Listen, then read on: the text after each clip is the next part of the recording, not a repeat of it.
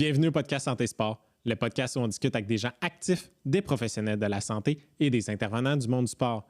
Juste avant de vous présenter l'invité de cet épisode, je veux vous dire, retenez-vous pas de partager l'épisode avec votre famille et vos amis pour qui vous pensez que ça pourrait être bénéfique. Si vous êtes sur Spotify, laissez un 5 étoiles et si vous êtes sur YouTube, abonnez-vous à la chaîne, ça aide vraiment le podcast à grandir. L'invité de cet épisode a grandi dans le milieu du tennis et a passé plusieurs années à performer en France.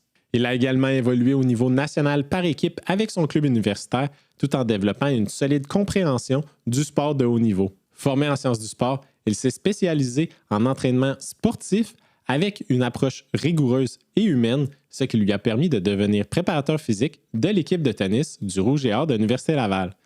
Veuillez accueillir Paul Vénaud. Paul, bienvenue au podcast Santé Sport. Bonjour, vas-y. Tu as évolué dans le monde du tennis pas mal toute ta vie, ta jeunesse. Est-ce qu'il y a un moment précis où que tu t'es dit la préparation physique est vraiment importante dans le tennis? Ouais, je pense que dans la culture en France, on a toujours eu un entraînement physique dans la semaine qui était implanté. Donc je pense que le fait d'avoir grandi puis d'avoir joué un petit peu avec cette séance qu'on avait de préparation physique dans la semaine, ça a toujours été présent dans l'esprit. Après, en grandissant, c'est sûr que le jeu devient plus rapide.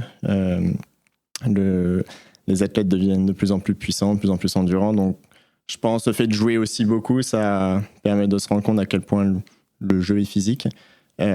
Puis, la préparation physique est importante pour justement être capable de performer, quel que soit son niveau, je dirais, que ce soit au niveau national, même régional ou international.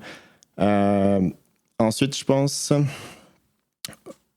quand j'ai commencé mes études, c'est là où on se rend un peu plus compte de l'importance de l'entraînement physique, de la préparation physique chez le joueur de tennis, parce qu'on va commencer à se poser des questions sur soi, sur qu'est-ce que j'aurais pu faire plus jeune, est-ce qu'il y a des choses que j'aurais dû changer, est-ce qu'il y a des choses que j'aurais dû mieux faire dans ma carrière de junior. Donc, non, je pense que pour répondre un peu à la question, il n'y a pas eu un moment où je me suis dit c'est important. Je pense que ça a vraiment été une évolution constante du moment où tu es junior jusqu'à ce que tu deviennes plus préparateur physique. J'ai dû jouer à peu près 3 ou 4 fois dans ma vie au tennis. Mais le tennis, es-tu juste cardio à juste courir ou il te faut quand même des muscles pour pousser la balle? Ouais, non. Si on regarde toutes les qualités physiques, le tennis, on a besoin un peu de tout. Et être capable de se déplacer vite, être capable d'être endurant, être capable d'être puissant, être capable de s'adapter aussi, c'est quelque chose qui est vraiment important au tennis, puis dont on parle des fois pas assez. Mais pour revenir à la question, je pense que toutes les qualités physiques sont nécessaires. Il n'y en a pas une prioritaire. Je dirais pas la force plus importante que le cardio, qui n'est pas plus importante que la vitesse. Justement, je pense pour être un joueur complet, il faut être capable de développer toutes ces qualités physiques. Puis après, quand tu vas un peu développer ton identité de jeu, il va y avoir des qualités physiques qui vont ressortir un peu plus. Si on prend l'exemple d'un joueur de tennis comme Schwartzmann, qui mesure 1m70, qui est très très bon sur terre battue, qui va plutôt être performant dans des filières longues de jeu, mais pour lui peut-être la partie cardio va être un peu plus importante, s'il va être capable de tenir les échanges, être capable d'être performant dans sa filière, à l'inverse d'un joueur comme Isner qui va mesurer plus de 2 mètres, qui va être très performant sur des filières très très courtes. Donc, lui, encore une fois, les qualités qu'il va avoir besoin vont être différentes. Donc, non, ouais, c'est pas mal ça. Je pense qu'à partir du moment où on démarre chez un jeune, toutes les qualités physiques sont importantes à développer. Puis après, les qualités vont venir se prioriser avec l'âge, puis un peu selon le style de jeu que le joueur va chercher à développer. Ah, c'est le fun, on va développer, mais de la manière que tu viens de l'expliquer, il n'y a pas un style de corps pour le tennis. Là. On pense tout à un grand fouet. Là, on pense à Djokovic. Ouais. Un gros blanc. Un bon exemple. Un bon exemple d'un Ouais. grand fouet. Mais après ça, on peut penser. Mais là, Raonic, j'étais quand même grand aussi. Ouais. Donc, on pense à ça, mais pas un gars de 1m70. Ouais. Je te dirais, c'est un peu plus rare d'avoir des joueurs de plus petite taille.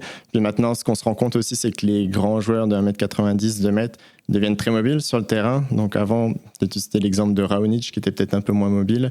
Maintenant, un joueur comme Daniil Medvedev, qui fait 1m91, 92, je pense, est capable de se déplacer super bien sur le terrain. Donc maintenant, ils deviennent grands. Puis en plus, ils sont bons pour déplacer sur le terrain. Donc ça, c'est un peu les profils qui se dégagent un peu plus. Puis justement, je pense que quand ils étaient jeunes, on leur a pas juste dit tu vas être grand, tu vas être capable de bien servir, mais aussi, si je veux qu'ils soient encore plus performants, il va peut-être falloir chercher à développer d'autres habiletés, justement, pour dans des filières longues. Ça va peut-être pas être la filière où il excelle le plus, mais il va peut-être rattraper un peu son retard.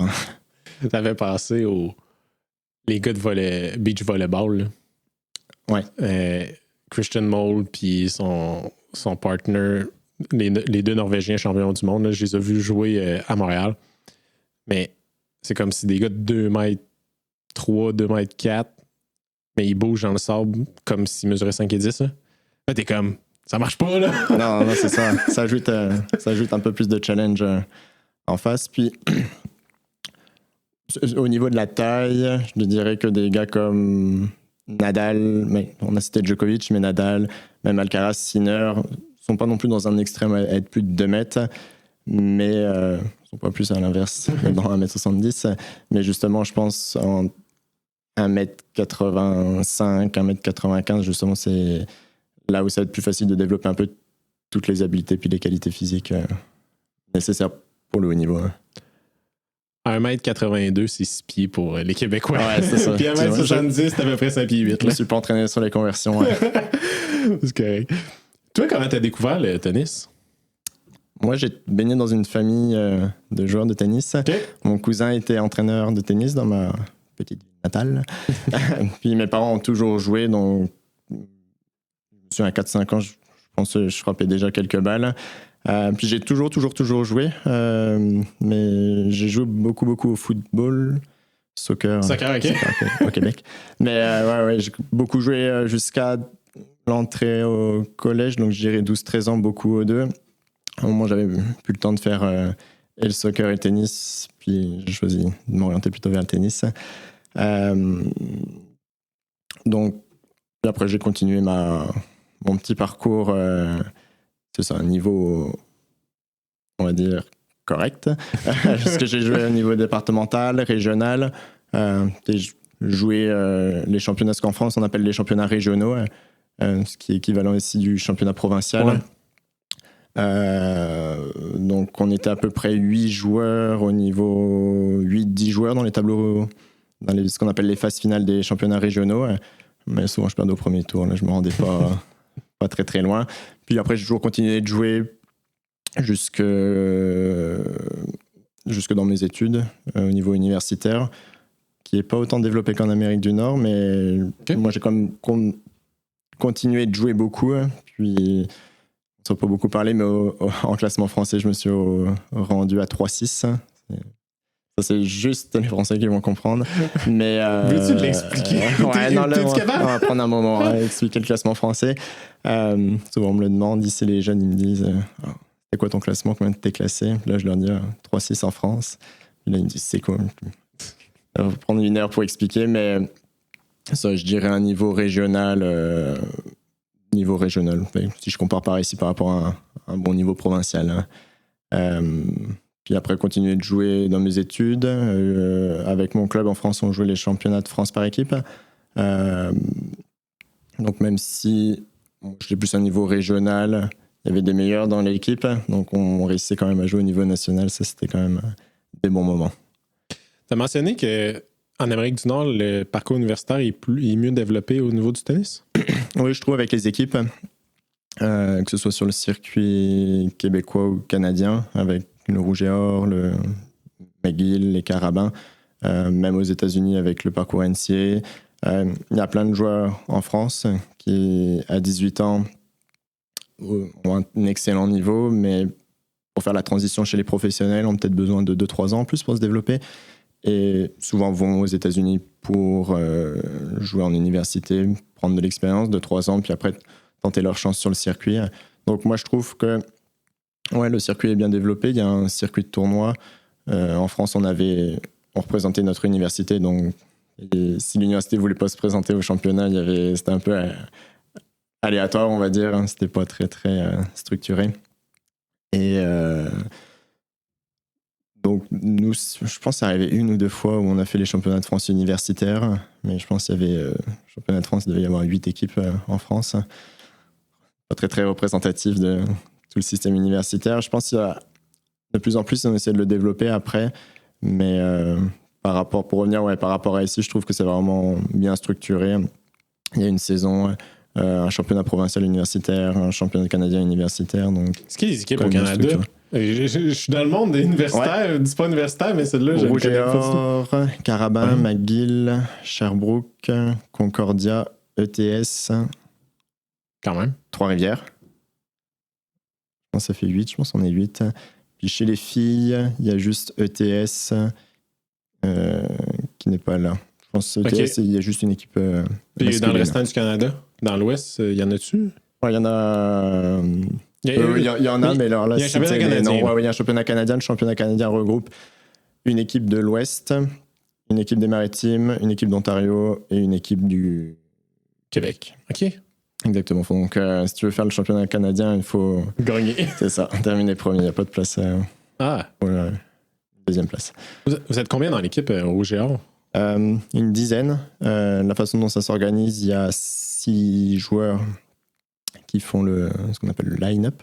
Okay. Puis 4 remplaçants environ. La façon dont une rencontre s'organise, il y a 3 doubles, puis 6 simples. Les 3 doubles comptant 1 point, puis après les 6 autres matchs comptant 1 point chacun. Première équipe arrivée à 4 points gagne la rencontre. Ok, un peu comme la Coupe Davis. Là. Ouais, un peu le même format que la Coupe Davis, sauf que nous c'est sur une après-midi. Différent de 2 jours. Puis ça, je pense en NCAA c'est le même format. Okay. C'est 3 doubles aussi, puis 6 simples. Et une première équipe arrivée à 4 points gagne la rencontre. La façon dont ça s'organise après, c'est on joue un match à domicile contre chaque équipe, un match à l'extérieur contre chaque équipe. Un classement sort à l'issue de ça. Puis sur le championnat québécois, les phases finales, on va dire, c'est bien classique, un quart de finale, demi-finale, puis finale. Qui s'arrive sur un week-end, puis arrive bientôt, puisque c'est aux alentours du 29-30 mars. C'est le dernier week-end de mars. OK. Donc, on approche quand même. Puis, quand tu as dit, vous avez 10 athlètes, c'est 10 athlètes masculins, 10 athlètes féminins? Exact. 10 athlètes masculins, 10 athlètes féminins. 6 qui jouent. Après, des fois, tu peux en faire jouer des en double, puis pas en simple. Si tu veux brouiller les pistes. Mais oui, tes 6 meilleurs, c'est pas forcément eux qui vont jouer et en double et en simple. Si des fois la logique fait que ça ressemble à ça, des fois ça arrive qu'un joueur embarque pour jouer en double puis pas en simple. Puis au niveau de tes études, comment tu as décidé d'aller en sciences du sport? Moi, j'ai toujours été passionné d'entraînement. Okay. Les sciences, j'aimais quand même ça à l'école. Donc, j'ai fait un parcours vraiment classique, on va dire. En France, c'est STAPS, les sciences du sport. J'ai fait la licence, Master 1 ensuite. Puis à l'issue de mon Master 1, c'est ça que j'ai déménagé pour le Canada. Puis, pour en revenir, je pense, j'ai toujours adoré l'entraînement. Même, je me souviens à 13-14 ans, j'adorais poser des questions à l'entraîneur de pourquoi est-ce qu'on s'entraîne comme ça, qu'est-ce qu'on va travailler aujourd'hui, pourquoi est-ce que les 2 prochaines semaines on passe plus de temps là-dessus. Et même étudiant, je me souviens avec mes amis à l'université, on s'amusait justement à se faire des plans d'entraînement, à se dire bon, ok, là, on n'a plus de coach, c'est nous qui nous organisons, on essaie de se faire nos plans d'entraînement. Donc je pense que j'ai toujours aimé ça. Je me souviens pas à un moment d'avoir une idée de faire un autre métier que dans le milieu de l'entraînement. Parce que j'ai essayé de comprendre c'était quoi votre licence, là, l'équivalent du bac. Ouais, exact. De la science du sport. La première année, vous êtes comme tout ensemble. Puis après ça, vous allez chercher une certaine spécialité. Exact. En licence 1, on a vraiment le tronc commun. Donc on fait autant de la biomécanique, de la physiologie, que du management, que ce qu'on appelle le... Je ne suis plus sûr du terme, mais je pense que c'est sport adapté pour tous les milieux du handicap. Okay. Ceux qui veulent être, comme on dit ici, prof d'éduc, enseignant en EPS en France. Donc on a vraiment ce tronc commun en première année de licence. Puis en deuxième année de licence, c'est là qu'on commence à choisir un peu nos spécialités. Donc dès qu'ils vont s'orienter, il y a 3 filières. Le milieu de l'entraînement, milieu éduc, puis milieu, encore une fois, je pense que c'est sport adapté, APA, activité physique adaptée. Donc, puis après, dans ta 3e année de licence, c'est là que tu as fini d'être orienté, tu te spécialises selon la filière que tu as pris. Toi, dans le fond, tu as pris un parcours qui pourrait se ressembler à la kinésiologie ici au Québec? Ouais, je suis pas un expert de la kinésiologie, je connais pas tout, mais je pense que ça ressemble à ça. Donc, moi, la filière que j'ai prise, c'est le terme, je pense, c'est licence entraînement sportif. Donc, c'est vraiment là que tu vas aller te spécialiser et dans de la préparation physique, préparation mentale ou vraiment même le milieu d'entraîneur. C'est un peu les 3 branches dans le milieu d'entraînement. On retourne à l'épisode rapidement, mais juste avant, je voulais vous parler d'Innovaclim. Être en santé, c'est aussi être confortable chez soi. Avec l'été qui s'en vient, la chaleur aussi, donnez-vous le droit d'être confortable chez vous. François, le propriétaire d'Innovaclim, est un passionné de sport et un très bon ami. Étant donné qu'on a une mission similaire, il veut gâter les auditeurs et les auditrices du podcast Santé Sport. Il vous offre la soumission gratuite dans un rayon d'1 heure de la Ville de Québec et il vous offre aussi le prix famille et amis. Ils sont gentils de même. Pour obtenir le cadeau, c'est vraiment simple. Vous avez juste à m'écrire que vous êtes intéressé par le prix famille et amis d'Innovaclim avec vos informations de contact sur la page Instagram du podcast Santé Sport ou par courriel à podcastsantésport@gmail.com avec comme sujet Innovaclim. Un membre de l'équipe d'Innovaclim va vous répondre rapidement. De retour à l'épisode. Quand tu es arrivé sur le marché du travail là, après ta licence et ton master, comment tu as trouvé ça, t'adapter du passé du théorique aux pratiques? Je pense que ça se fait un peu par étapes quand même. Dans le sens, on a quand même beaucoup de stages dans nos licences. Je me suis en licence 2. Alors, pas en licence 1, je pense, mais en licence 2, on avait un stage dans un club. Je pense que c'était stage de club à faire. Licence 3, pareil, stage dans les clubs. Donc, c'est là que tu commences à entraîner tes premiers groupes. Moi, la spécialité, c'est qu'au début, j'ai plus entraîné le tennis, puis après, je me suis plus orienté sur la préparation physique. Avec mon niveau de tennis, j'ai passé tous mes diplômes d'entraîneur avec la fédération. Puis ensuite, le milieu de la préparation physique m'intéressant, basculer de plus en plus. Donc, je me souviens, je pense en licence 2, j'ai vraiment juste fait de l'entraînement tennis. Puis à la fin de l'année, il y avait les entraînements physiques à faire. Donc, petit à petit, je me suis émissé dedans. Puis en licence 3, c'était vraiment plus 50-50 parce que j'avais en charge les groupes d'entraînement, ce qu'on appelle nous les groupes d'entraînement compétitifs. C'est moi qui faisais la préparation physique, mais en même temps, je continuais d'entraîner le tennis. Puis après, vraiment en master, c'est là que j'ai plus mis de côté l'entraînement tennis puis fait la préparation physique. Y avait-tu de quoi que tu préférais pour faire justement la transition vers la préparation physique au lieu d'enseigner le tennis? Je pense que j'adorais les deux. Je sais pas si j'étais plus compétent dans l'un ou dans l'autre, mais ouais, je pense encore une fois les sciences du sport m'intéressent vraiment beaucoup et je pense inconsciemment je me suis plus orienté là-dedans à cause de ça. Mais j'adore encore Comme là, au mois d'août, j'ai accompagné Antoine Généreux, un de nos bons jeunes de Québec qui est au Centre national maintenant. C'est moi qui l'ai accompagné pour son championnat canadien à Toronto. Et là, il n'y avait vraiment pas d'entraîneur de tennis. Il avait pas d'entraîneur de tennis. Donc, c'est ça, faut quand même être capable à la fin du match d'avoir les connaissances pour faire un débrief qui ait de l'allure, on va dire. Puis quand même lui apporter des bons points. Donc ça, cette entre guillemets casquette, je l'ai encore un peu. Ou si un joueur a besoin pas d'une analyse, mais un peu de débriefer du match, vraiment, j'ai aucun problème avec ça. Je pense que je ne vais pas fermer la porte complètement là, d'entraîner du tennis. Là. Non. Oui, ça m'arrive encore d'entraîner encore un peu de tennis, des fois plus sur du récréatif. Ouais, ça m'arrive encore un peu moins sur le compétitif parce que j'ai pas le temps de justement de prendre un athlète puis de l'entraîner à temps plein sur son tennis. Mais oui, aller donner des cours de tennis, j'adore ça encore. Puis est-ce que la technique de tennis évolue grandement ou rapidement?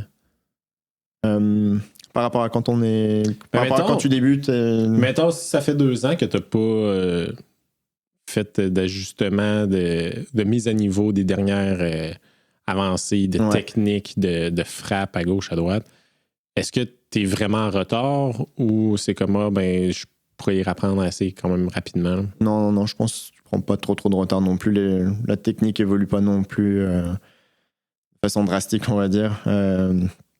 Donc il y a toujours des petites choses qui se mettent à jour, mais non, je pense qu'il y a quand même des grands principes et des grands concepts là, qui bougent pas trop. Hein. Puis au niveau du style de jeu, la stratégie de jeu, ça. Non, ouais. Si on remonte un peu par rapport à avant, c'est sûr que sans trop faire un bond dans le temps drastique de l'époque de McEnroe, mais les filières de jeu étaient beaucoup plus courtes à l'époque. Qu'est-ce que tu veux dire par filière de jeu? C'est-tu la durée de l'échange? Ouais, ça, les échanges. OK. Au niveau des échanges, c'était beaucoup plus court que maintenant. Si on regarde un peu les Sinner et Alcaraz jouer sur les dernières années, c'est des échanges vraiment très longs, okay. très intenses. C'est vraiment rare que les échanges se jouent en 2-3 coups de raquette. C'est vraiment... Le jeu s'est rallongé, je dirais. Le matériel puis les surfaces ont aussi un petit peu changé. Les surfaces ont ralenti un peu par rapport à avant. Okay. Soit les surfaces dures, ça a quand même ralenti un petit peu. Moi, j'ai pas assez de recul donc je te dirais que je sens pas trop la différence. Mais oui, sur le circuit, souvent ils se plaignent un peu justement que la surface est ralentie.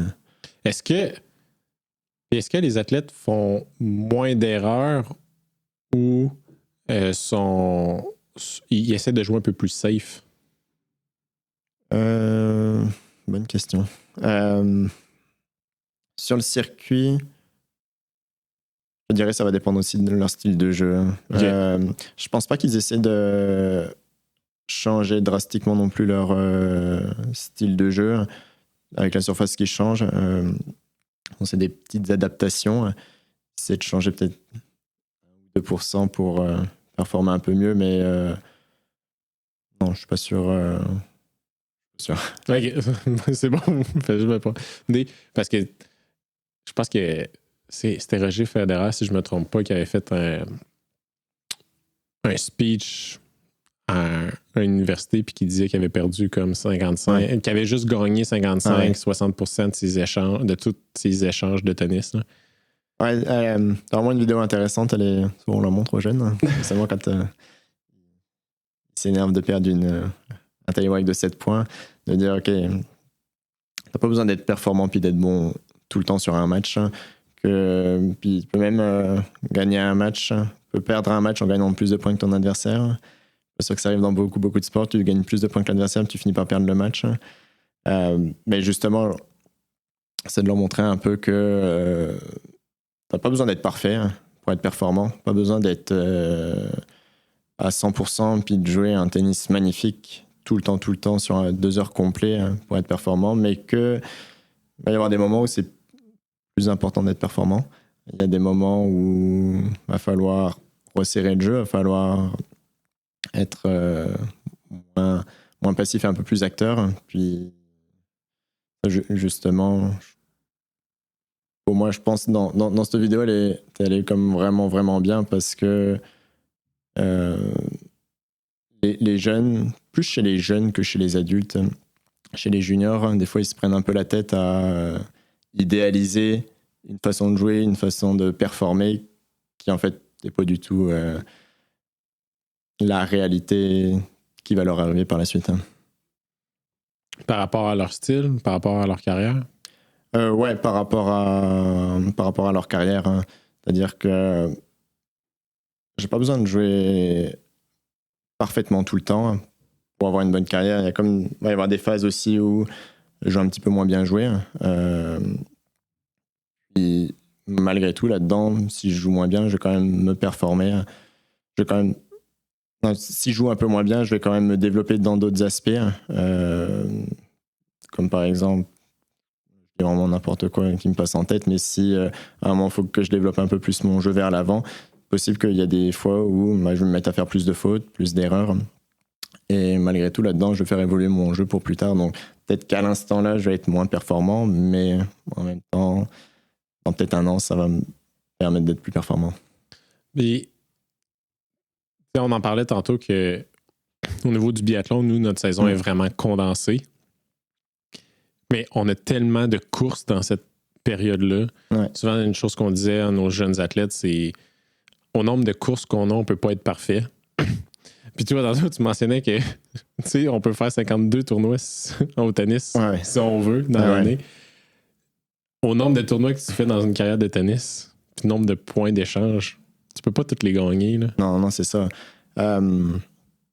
C'est ça que on parlait par rapport au biathlon, que la saison a lieu de décembre à mars, je pense que tu me disais. Au niveau local puis au niveau international, ça commence fin novembre. Là. Fin novembre, ouais. Ça, en tennis, sur le circuit, les premiers tournois, je pense, maintenant ça a tellement été avancé, je pense que c'est au 1er janvier en Australie. Puis là, il y a déjà le premier Grand Chelem qui a déjà eu lieu. Et la saison va terminer... faudrait que je regarde les dates, mais je pense que la Coupe Davis, les phases finales sont fin novembre. Donc là, tu termines fin novembre, puis tu reprends au 1er janvier. Bon, ça, c'est la compétition. La compétition, là, c'est... Puis après, c'est ça, chaque staff puis chaque joueur va faire un peu son calendrier en fonction de... par exemple, on parle d'un Sinner ou un Alcaraz, eux vont être plus performants sur des tournois bien ciblés. Donc il y a peut-être des tournois qui vont mettre de côté un peu, mais ceux qui vont être au-delà de la 200e place mondiale, qui veulent rentrer dans les grands chelems, c'est la course au point. Donc chaque semaine, faut être performant, faut accumuler des points pour monter au classement. Donc c'est ce que je disais en rigolant, puis c'est un peu extrême, mais un joueur qui a envie de s'inscrire à un tournoi chaque semaine sur les 52 semaines de l'année, il est capable, il peut, il n'y a rien. Je pense pas qu'il y a un règlement qui l'empêche. En France, je sais qu'il y avait une histoire là d'un joueur justement qui s'était inscrit à je pense 130 tournois dans l'année. Il jouait je pense tous les... C'était fou, je pense qu'il avait fini l'année avec, pas de bêtises non plus, mais 200 victoires puis 130 défaites. Lui, c'était vraiment un extrême, mais pour dire que c'est possible, je pense pas qu'il y ait de limite de règlement là-dessus. Tu as parlé d'un grand chelem qui vient d'être fait. C'est quoi les différences de type de tournoi entre un grand chelem et un autre type de tournoi?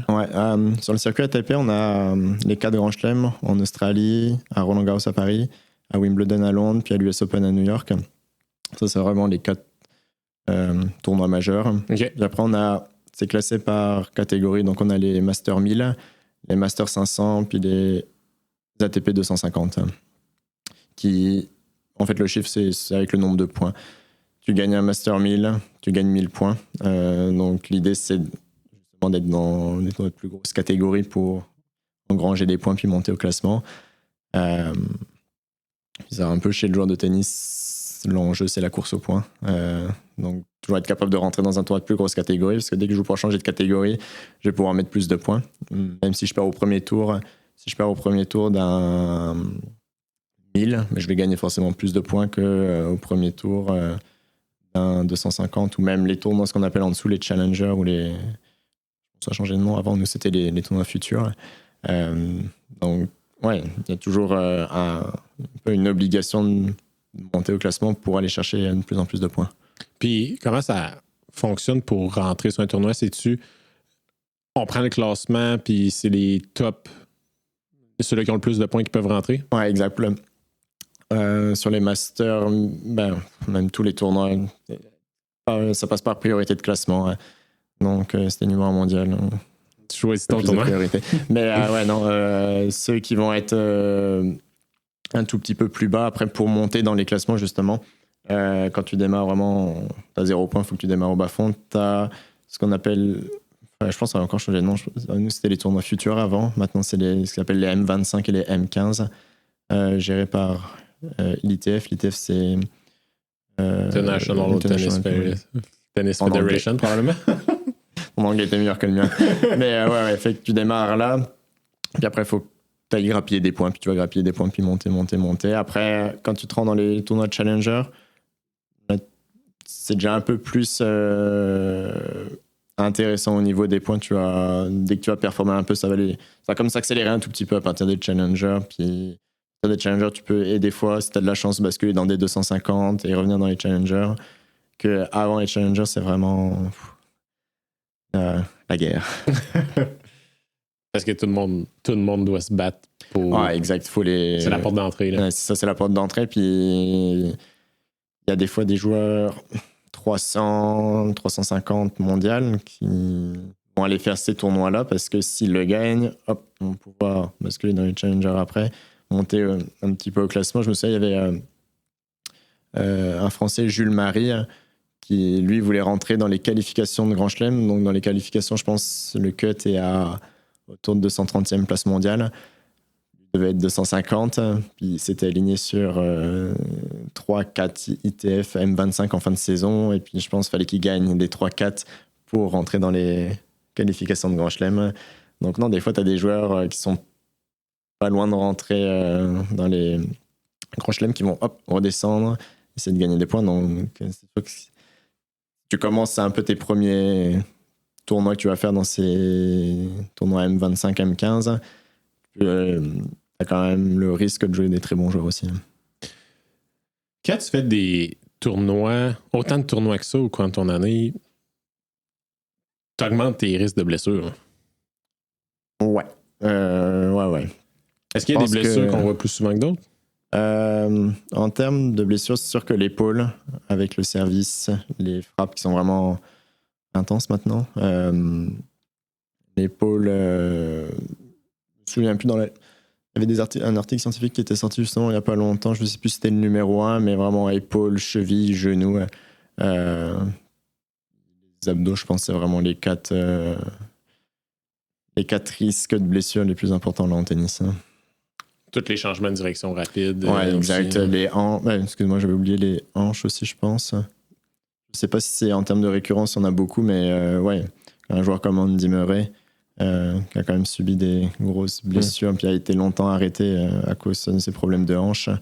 Ouais, je te dirais que épaule, cheville, abdos, puis les hanches aussi, c'est vraiment ce qui prend le plus cher. Comment, en tant que préparateur physique, tu peux aider les athlètes à prévenir ces blessures-là? C'est sûr que le travail en musculation va aider beaucoup. Je vais essayer de un peu comparer par rapport à des juniors puis des plus développés. Je pense que chez les juniors, vraiment tout le travail de renforcement, de musculation est important.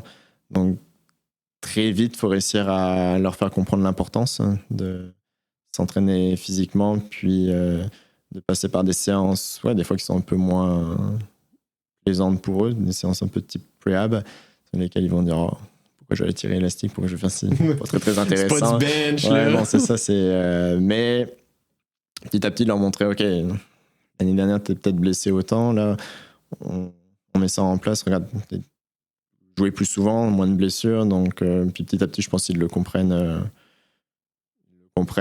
Puis ça vient vraiment après avec le temps, c'est même pas je pense pas qu'il y en ait aucun jeune là qui comprenne d'entrée puis qui se dit ok, ouais, super, le plan va comme ça, puis après prévenir ça chez les blessures sur le circuit, je pense qu'ils vont bien gérer leur calendrier, hein. Donc vraiment passer sur des même s'ils jouent beaucoup, ils vont passer des périodes d'entraînement. Donc je pense sur les périodes d'entraînement, ils vont remettre un petit peu l'accent justement sur les qualités physiques, puis un peu tout ce qui est prévention de blessures. En termes de prévention de blessures aussi, ça peut aussi passer par les échauffements dans toutes les routines, quelles qu'elles soient, d'échauffement avant de jouer un match, avant un entraînement, avant même un entraînement physique. Je pense qu'il y a du contenu que tu peux mettre pour justement aider à prévenir ces blessures. Au niveau de la périodisation de l'entraînement, si on compétitionne tout au long de l'année, c'est quand qu'on fait nos fondations, notre spécialisation, notre taper pour ceux, pour ceux qui connaissent l'entraînement, ils savent les 3 phases. Bien planifié. Donc, je pense la façon dont on fonctionne un peu, si on dégage des périodes plus d'entraînement. Donc, même s'ils ont des tournois, même ça arrive que dans des périodes d'entraînement, on va dire, OK, là, pendant 6 semaines, on va plus s'entraîner, on va mettre vraiment l'accent sur... pour le tennis aussi, il faut être capable aussi, comme on a dit, de développer son jeu, puis même techniquement, changer des choses. Puis physiquement aussi, s'étoffer. Mais des fois, il y en a qui vont dire, non, mais je me suis inscrit à 2 tournois là, pendant cette période. OK, t'es inscrit, mais attends-toi pas à être performant, parce que la priorité à ce moment-là va être de mettre l'emphase sur l'entraînement. Et ensuite, plus des périodes de compétition. Mais sur les périodes de compétition, on va toujours amener du développement aussi. Donc là, par exemple, les jeunes qu'on a partent en tournée à l'international. Ils partent, par exemple, dans 2 jours, je pense, en Jamaïque pour des tournois internationaux. OK. Mais ils commencent ton premier tour va être le lundi, ta finale est le samedi. Mais à partir du moment où tu perds, il faut que tu attendes lundi d'après. Donc, une bêtise, on ne sait pas ce qu'on souhaite. Mais si tu perds au 2e tour, le mardi, tu as quand même le restant de la semaine pour t'entraîner. Donc, des fois, c'est utiliser ces périodes un peu, même si tu es en compétition. Moi, je me suis fait éliminer, j'ai 4-5 jours pour travailler. On va remettre l'emphase un peu plus sur l'entraînement. Je suis un peu nostalgique de avoir des tournois, des compétitions que tu dis, celle-là, c'est pas pour gagner, je veux travailler en affaires spécifiquement. Ouais. Des fois, comme tu mentionnais, tu sais, OK, non, en cette période-ci, c'est l'entraînement qui est prioritaire. J'arrive en compétition, je peux essayer peut-être des affaires, des styles de jeu, ou ça peut être des affaires intéressantes. Là. Ouais. Et justement, je pense, d'autant plus quand tu es dans une période d'entraînement. Puis, sur une période d'entraînement, c'est pas des tournois prioritaires qu'on va mettre. Ça va pas être un championnat canadien. On va dire, OK, tu peux tenter des choses un peu plus farfelues, mais justement, sur une période d'entraînement, de dire, OK, regarde, mets le résultat un peu de côté, puis on va mettre l'emphase sur ton jeu vers l'avant, ta volée. Donc, là, vas-y, n'hésite pas à prendre des risques dès que tu peux avancer dans le terrain, dès que tu peux aller finir un peu plus à la volée. Justement, tu vas peut-être pas faire ça le jour d'une finale d'un Canadien ou lors d'un tournoi international. Tu vas être peut-être un peu plus stressé pour le faire, mais justement, c'est peut-être le temps là, dans cette période-là, d'aller le faire. Puis justement, moi, je pense aussi que même si on est sur une période d'entraînement, avoir de la compétition, c'est quand même bien parce que on se déshabitue pas non plus à la compétition. Puis ne pas se dire, OK, je vais pas jouer pendant 6 semaines. Le premier tournoi que je vais faire, c'est sûr que je vais être stressé, puis que je risque de passer à côté. Au niveau de la progression de l'athlète, est-ce que tu as pu voir des comportements qu'un athlète progresse versus un athlète qui stagne au niveau de sa préparation physique? En termes, ouais. Je te dirais que pour moi, il faut que l'athlète s'approprie son projet aussi. Donc, un athlète qui entend bien son projet, qui est à fond dans son projet sportif, il va arriver dans les séances d'entraînement pas avec le même état d'esprit que peut-être un athlète qui s'approprie un peu moins son projet, qui est peut-être pas conscient de quoi son projet sportif, c'est où que je veux aller, c'est quoi que je veux faire. Donc, Moi, je trouve, puis je mets beaucoup aussi l'accent avec les jeunes à leur dire OK, c'est ton projet, c'est quoi que tu as envie de faire, c'est quoi. C'est devenir numéro mondial que tu as envie, c'est être très performant au niveau provincial, national. À partir de là, l'athlète il s'approprie un peu mieux son projet. Justement, je pense que l'état d'esprit dans lequel il rentre, que ce soit en préparation physique ou sur le terrain de tennis, pas du tout le même. Quelqu'un qui a même s'il a 1 heure d'entraînement physique par jour, moi je trouve qu'on voit vraiment la différence entre quelqu'un qui s'est approprié son projet, il sait où est-ce qu'il veut aller, donc pour lui dans sa tête c'est clair, puis il va pas perdre de temps dans ses entraînements, il va vraiment être plus investi dans un sens. Puis il va s'appliquer à la salle de gym, tu botches pas ton bench press, tu le fais correctement. Puis... Exact, tu vas... il y a toujours un petit peu la transition entre des fois, tu commences avec un athlète qui sait pas trop où est-ce qu'il veut aller, hein. Puis à partir du moment, je trouve, où il sait où est-ce qu'il veut aller, c'est beaucoup plus clair. Peut-être ça se voit directement. Tu arrives dans le gym, des fois, il a déjà commencé son échauffement, il a déjà commencé son activation. Tu te dis, bon, moi, ma job est presque faite. Maintenant, ça va rouler tout seul pour la suite. Hein. C'est une chose que les jeunes athlètes, je trouve que tu l'as ou tu l'as pas dans ta personnalité quand on est plus jeune, à un certain niveau, il faut que ça se développe si tu veux, tu dépends de ton projet. Là. Ouais, exact. Puis il y en a des fois avec qui ça va mettre plus longtemps à développer. Il y en a qui trop jeune non plus, mais à 13-14 ans, ils savent déjà veulent tenter de faire le circuit, c'est ça qu'ils veulent faire. Et puis tu les vois, ils sont animés par ça. Versus d'autres qui aiment jouer au tennis, adorent ça, puis sur le terrain, ils vont être à fond, mais qui peut-être d'un côté, ça va un peu moins, c'est quoi qu'ils veulent faire. Je trouve aussi des fois la différence peut se faire un petit peu là-dessus aussi. Je vais compter une analogie qui est une histoire, mon coach de biathlon. Le biathlon, pour ceux qui ne le savent pas, c'est du ski et du tir à carabine. Les Français connaissent ça normalement. Ouais, c'est performant quand même. Ça va quand même assez bon ces temps-ci. Surtout pendant les jeux. Ouais. Puis,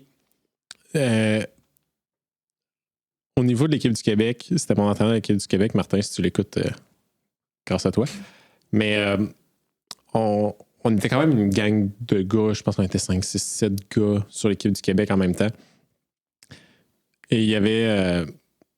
Quand il y avait un gars qui décidait de juste, ce qu'on dit, garrocher ses balles, il visait pas, il allait juste pin à la planche, je veux faire le temps le plus rapide au tir, mais qui manquait toutes ses cibles. Martin arrivait et il disait, un babouin tire plus vite que toi. Dans le sens, si tu t'appliques pas, si tu veux juste être rapide, là, on peut tout être plus rapide que toi. Là. Mais là, on est à l'entraînement. Le but, c'est oui de se challenger, mais aussi de le faire de façon intelligemment. Si on prend au tennis, si tu fais juste des services pour faire des services, exactement, tu vas te péter l'épaule plus qu'autre chose. Exactement.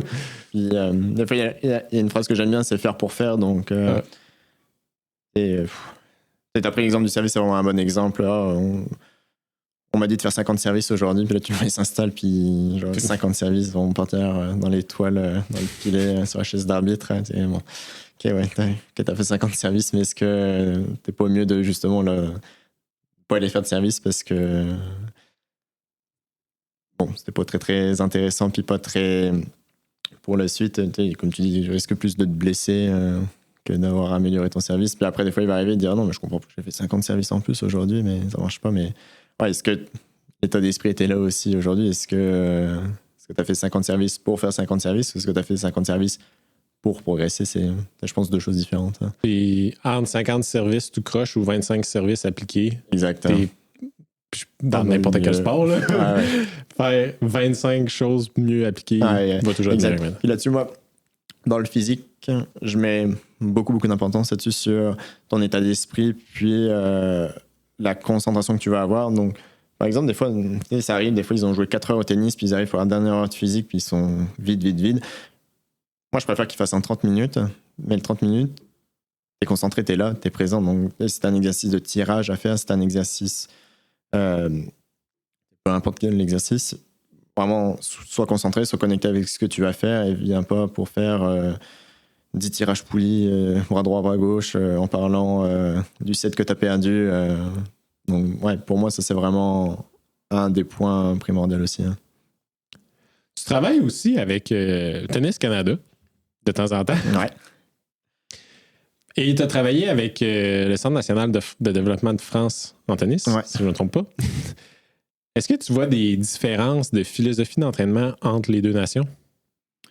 Comme on se disait un petit peu tantôt, il y a quand même une histoire un peu commune, dans le sens où il y a beaucoup d'entraîneurs français qui ont travaillé à Tennis Canada. Puis Louis Borfiga, qui a été, je ne sais pas si c'est le même qu'en France, mais le directeur technique national de Tennis Canada pendant de longues années, était issu de la Fédération française de tennis. Donc, moi, dans la façon dont les tournois sont organisés, dans la façon dont le championnat canadien est organisé, la structure compétitive plutôt, je trouve que ça se ressemble un peu quand même. Après, en termes de philosophie et d'entraînement, non, je pense à des petites différences. Comme? C'est là où je pourrais en sortir, mais bon, sans faire une généralité non plus, mais des fois j'ai l'impression que ici au Canada va plus y avoir une mentalité où on y croit, où tout est possible. Tout est possible.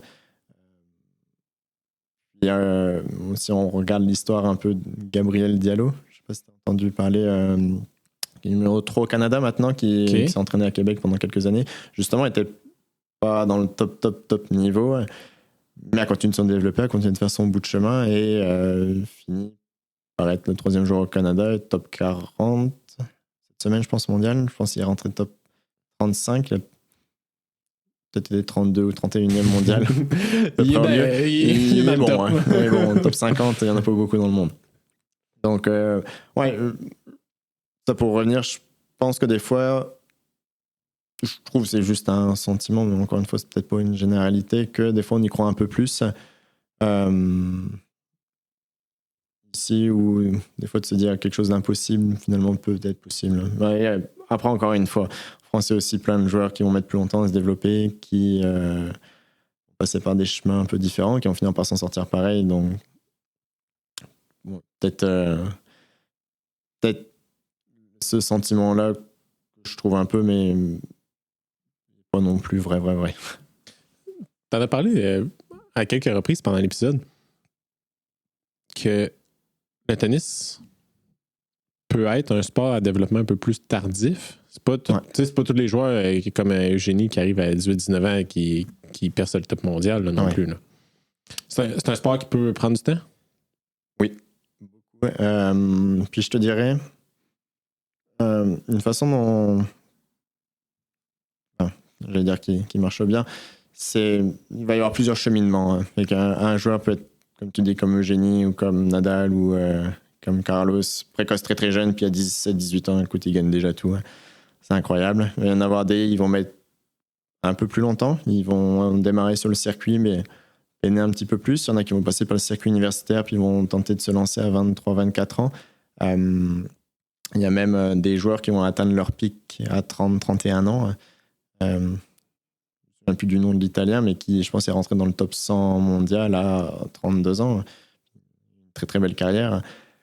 Donc, ouais, je pense que c'est vraiment plusieurs cheminements. Puis là-dedans, après, les jeunes, il va y avoir toujours les précoces qui vont performer sur les circuits. Parce que même chez les jeunes, il y a un circuit international qui peut démarrer très tôt. La semaine prochaine, en France, il y a je pense que c'est l'Open 12, le nom, à Auray. C'est les meilleurs 12 ans internationaux. Donc là, chaque pays va envoyer son meilleur 12 ans pour performer.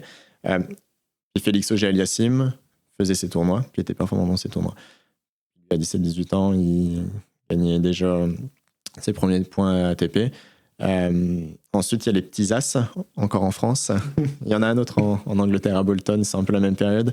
Les petits As, ça, c'est les 14 ans. Donc là, encore une fois, tous les meilleurs pays vont envoyer leurs meilleurs joueurs pour faire le tournoi. Puis ces tournois-là, il y a Nadal. Nadal l'a gagné? Nadal l'a perdu, je me souviens plus. Peut-être s'est rendu en finale, il s'est rendu loin. Mais dans les noms, Richard Gasquet, Nadal, tous les meilleurs, Alcaraz étaient dans ces tournois-là. Puis après, à 15-16 ans, il y a l'Orange Bowl aux États-Unis, en Floride.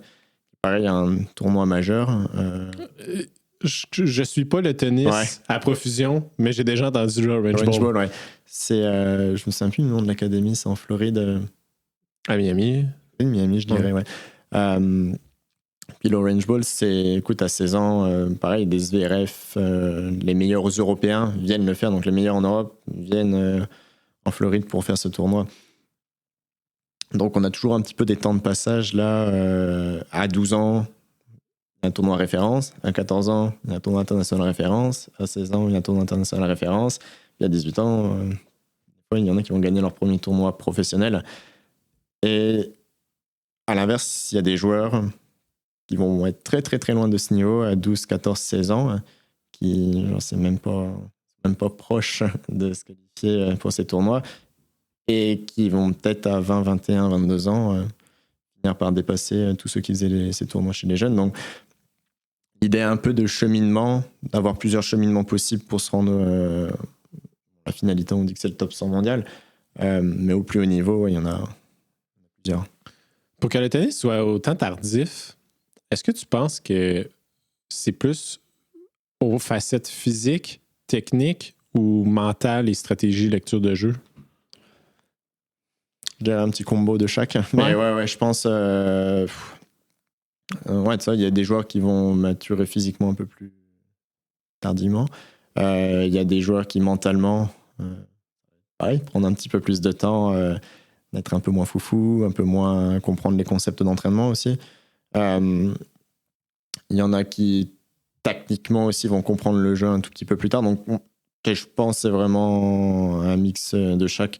Il y a des joueurs qui, à 12-14 ans, sont déjà bâtis, si on parle plus de la dimension physique, sont déjà bâtis un tout petit peu plus différemment que les autres. Donc, ils vont se mettre à frapper plus fort, vont être un tout petit peu plus puissants, un peu plus rapides. Donc, forcément, ils ont un avantage à 12-14 ans. Puis peut-être à 16-18 ans, quand les autres vont avoir grandi aussi, ils vont perdre cet avantage. Donc, je pense, pour résumer, je pense que c'est vraiment un combo là, de chaque dimension de la performance en tennis, autant que ce soit technique, tactique, physique et mentale. OK. Vraiment intéressant. Ouais. Je trouve qu'on a quand même parlé beaucoup. Tous les exemples qu'on a nommés étaient principalement des athlètes masculins. Ouais. Le tennis féminin puis masculin, est-ce que ça se ressemble? Oui, c'est les mêmes règlements, mais...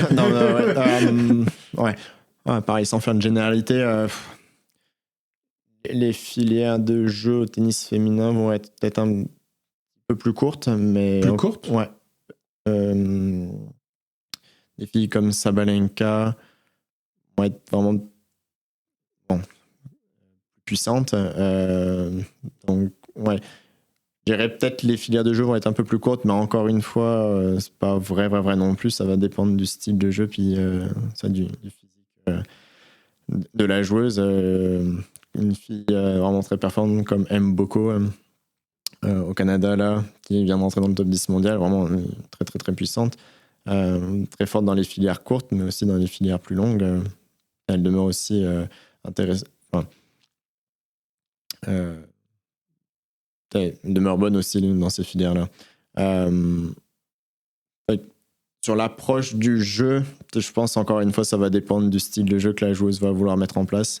Comme on disait au début, un petit peu avec ses qualités physiques, techniques, tactiques, de comment elle va se développer comme joueuse.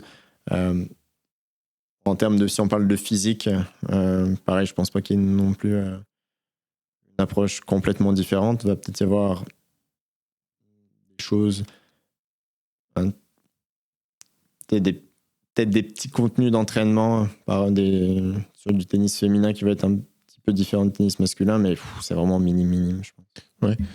Parce que au niveau de la longueur des games, des parties,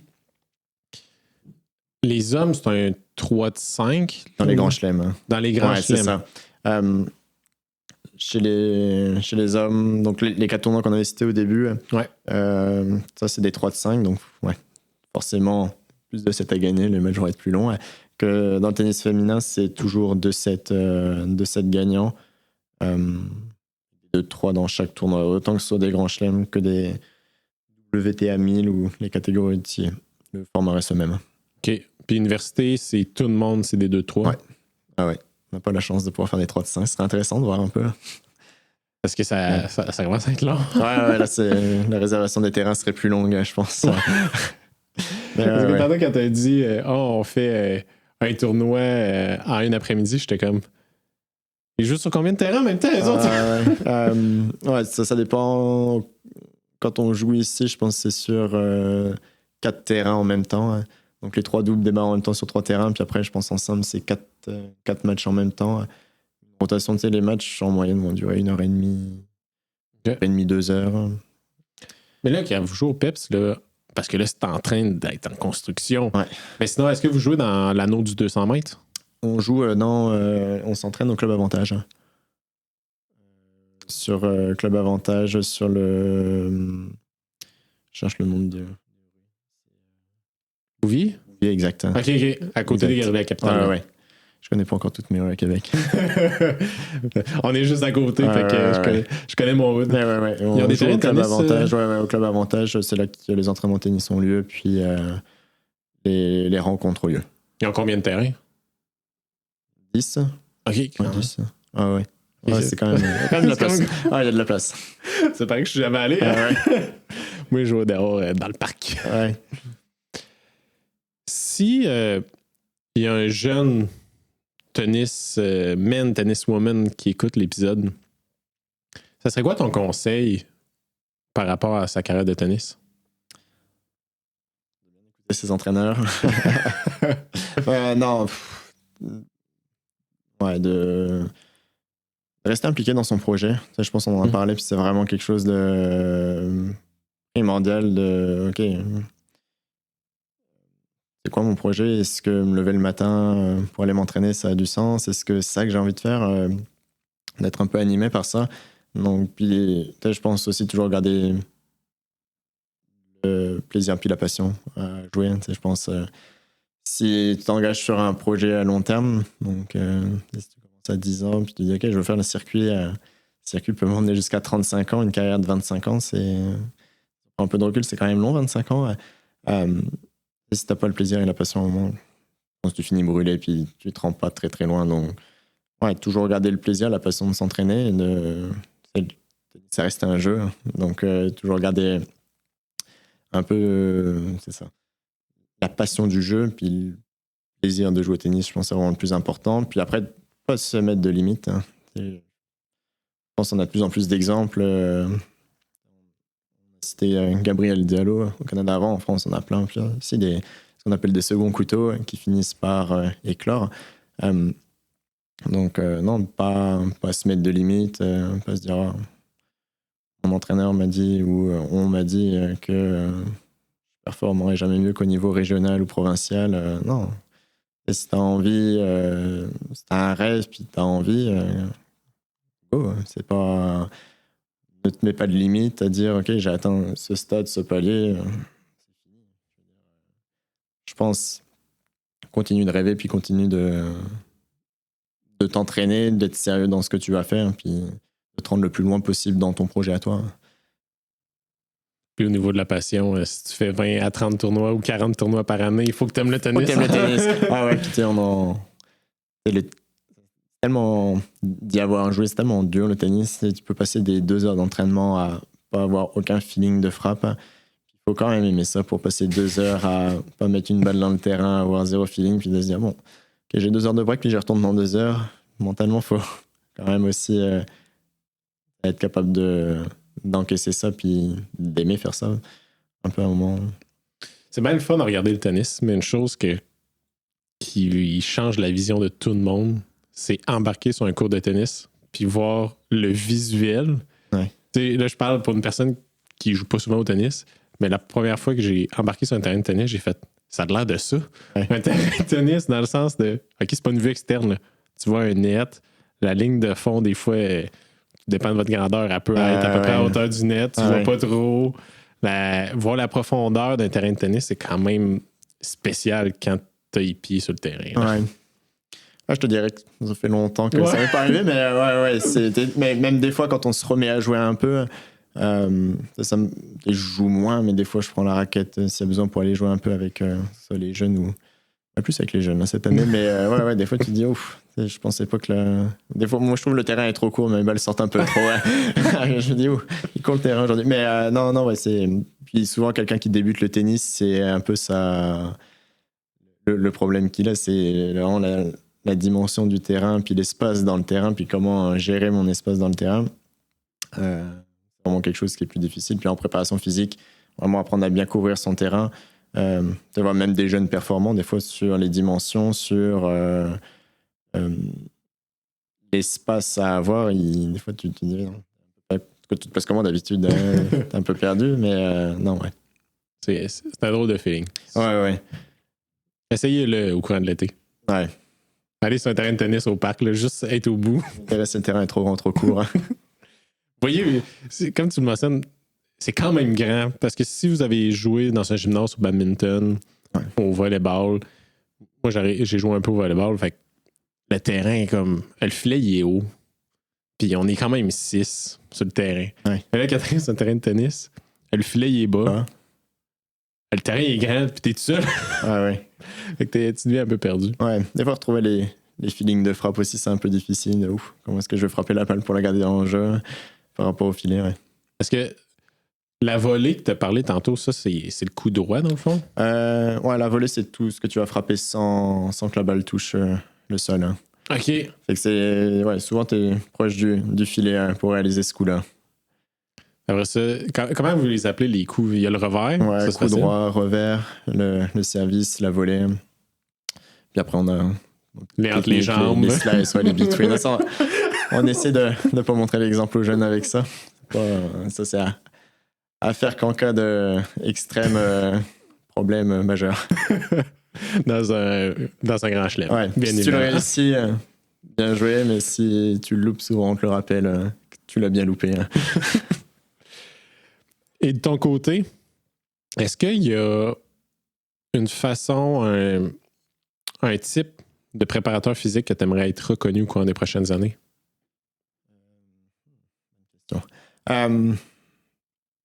Je ne sais pas un type de préparateur physique que j'aimerais être reconnu, mais je pense que on a toujours gardé la passion pour ça. Je pense que c'est vraiment le plus important. Et je pense que j'ai vraiment eu la chance d'avoir dans mon cursus universitaire des préparateurs physiques qui étaient passionnés encore par ça à 40, 50, même proche de la retraite. Fait que ça, je me disais, wow, il a quand même accompli tout ça. Puis à 55 ans, il encore prend autant de plaisir avec des juniors qui sont pas du tout en haute performance, au plus haut niveau. Puis de prendre autant de plaisir dans les séances d'entraînement à faire ça, je pense que c'est vraiment quelque chose. Je me disais, c'est ça que j'ai envie d'être. Putain, c'est avoir toujours la même passion à cet âge-là. Après, je te dirais, sur les contenus d'entraînement, toujours être à jour, pas m'enfermer dans une façon de penser, un peu dans une philosophie d'entraînement, mais justement être capable de. S'il y a des courants, s'il y a. Ma carrière, je pense, il y aura différentes courants de pensée puis d'approche d'entraînement qui vont changer. Donc, justement, être capable de toujours se remettre un peu à jour, toujours se remettre en question sur OK, les contenus d'entraînement que j'ai aujourd'hui sont comme ça. Peut-être dans 5 ans, ils vont être différents. Peut-être changer quelques trucs. Donc, ouais, je dirais vraiment être capable de se remettre en question, toujours rester passionné par ce que je fais. Ah, super. J'ai une dernière question que je pose à tous mes invités. Ça veut dire quoi pour toi être en santé? Large question. Je dirais être en santé. Ouais. Comment je vais le tourner? Quelle que soit l'activité que tu fais, puis quel que soit le sport ou même si c'est juste une activité physique que tu fais, vraiment toujours être capable puis avoir envie de bouger, tant un terme que j'aime, mais vraiment être capable d'être actif dans ta vie. Pour moi, être en santé, c'est vraiment ça. Puis, on parle de l'activité physique, mais aussi tant que ce soit mental, être capable d'être en santé physique puis santé mentale, de aimer faire différents types d'activités, aimer sortir, aimer plus sur les activités. Je tournerai la question comme ça. Ah, c'est beau. Puis si on a des auditeurs, auditrices qui veulent essayer le tennis, apprendre le tennis. Il faut. Il faut. Ils t'écrivent... le Rouge et Or, eux, c'est une équipe universitaire. Il y a différents clubs dans lesquels tu peux... Je pense que aller sur Internet puis voir les différents clubs, il y a plein de services. Enfin, plein. Pas oublier non plus des clubs de tennis, mais ouais, il y en a plusieurs clubs de tennis qui offrent des services. Puis après, des parcs, il y en a plein aussi. Donc, juste trouver un partenaire des fois, puis aller essayer de faire un match dans les parcs, c'est vraiment une bonne façon aussi de commencer le tennis. Super. Sinon, on vous souhaite un gros merde au Rouge et Or pour la fin de saison. On espère avoir une fin de saison, je vais dire heureuse. Elle ne sera pas malheureuse non plus, mais essayer chez les filles d'aller conserver notre titre, hein, puis chez les gars d'aller le remporter. Pour aller se qualifier pour le Canadien, je pense que ce serait une bonne façon de finir la saison. Ouais. Il est où le Canadien cette année? Montréal encore, je crois. OK. Au Stade olympique? Stade IGA. Stade IGA, ouais. L'année dernière, ça fait 2 ans, non, 3 ans de suite, je pense qu'il est à Montréal. Avant, ça a changé entre Toronto et Montréal. Ça fait 3 ans de suite qu'il est à Montréal. Puis la différence par rapport aux autres années, c'est que avant terminé au mois, comme je te disais, fin mars, puis le Canadien était début août. Hey, tabarouette! Ouais, on avait quand même un petit... un méchant gap? Un petit break. Que là, cette année, il a été recollé, donc je pense qu'il est au mois de mai, donc on va avoir un mois et demi pour se réentraîner, puis réadapter le plan. T'es finissant universitaire, tu te classes au Canadien en mars, ouais. T'as ton diplôme au mois de mai, puis au mois d'août, tu vois. Ils avaient fait ça parce qu'ils voulaient le mettre la même semaine que le Master 1000, l'OBN à Montréal. Donc c'était une façon un peu... une petite fête du tennis quand même, de justement mixer ces 2 événements.